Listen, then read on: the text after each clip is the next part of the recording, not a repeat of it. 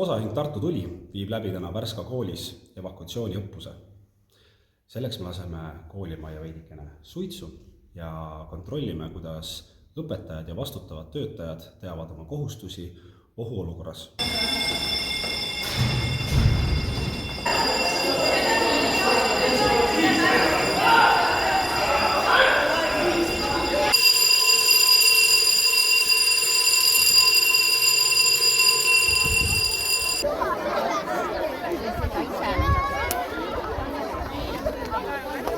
Siin on väga õppus ja tapab